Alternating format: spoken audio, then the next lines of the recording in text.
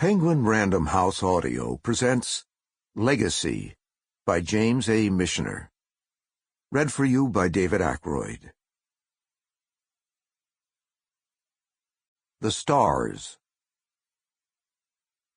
My bad luck started just before Christmas 1985, but at the time, as so often happens, it seemed like good luck. I had graduated from West Point, just in time to join the final fighting in the rice paddies of Vietnam. Returning with a chest full of medals, a few earned, most routine, I married Nancy Macon, a girl from Maryland whom I'd been dating whenever I found myself with stateside duty. We had spent the first 3 years of married life in the Panama Canal Zone, where I had the shameful task of watching as Jimmy Carter gave away that marvel of engineering to the Panamanians. My father, a colonel in the Army Reserve and a noted hero in World War II, called it mildly the most traitorous act of any American since Aaron Burr. And believe me, considering what Aaron Burr had done to our family, as well as our nation in the early 1800s, that was a savage indictment. It was in Panama that I mastered Spanish, which led to further assignments south of the border, and in Argentina, Chile, and especially Guatemala, learning firsthand about communist subversion on our doorstep.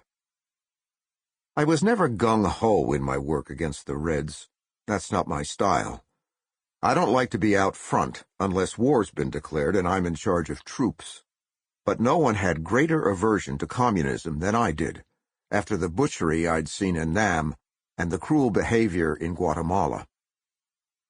I'd never known whether it was my familiarity with Latin American communism or my Spanish that accounted for the unexpected promotion, but on 10 December 1985, I received orders to leave my duty station in Cartagena, Colombia, where we were trying to stanch the flow of cocaine into the States, and report to the Pentagon.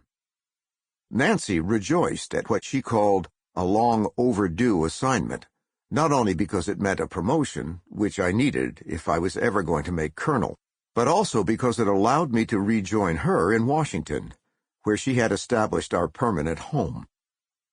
I appreciated the new job because I would be working with men who had been in my class at the Point or on duty with me in Nam. My duties were well matched to my experience. Liaison with the various military commissions from South and Central American nations, anti-communism in general, and exciting duty with Vice President Bush's special task force on drug smuggling.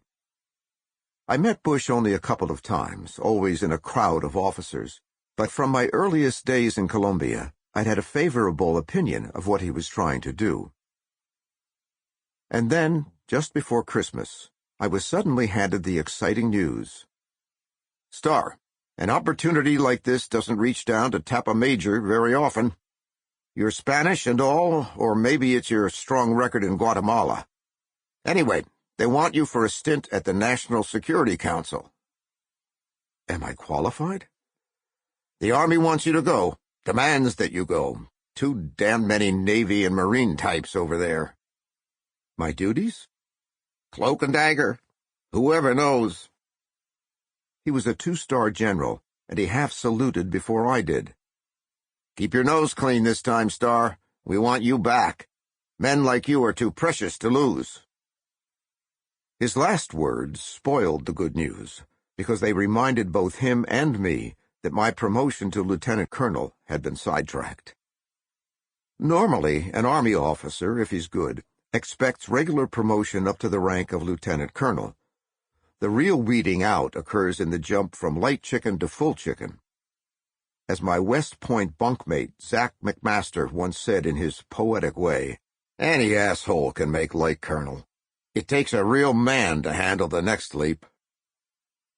He had left the service after only 2 years, for it had become clear that because of his outspoken manner, he would never hack it.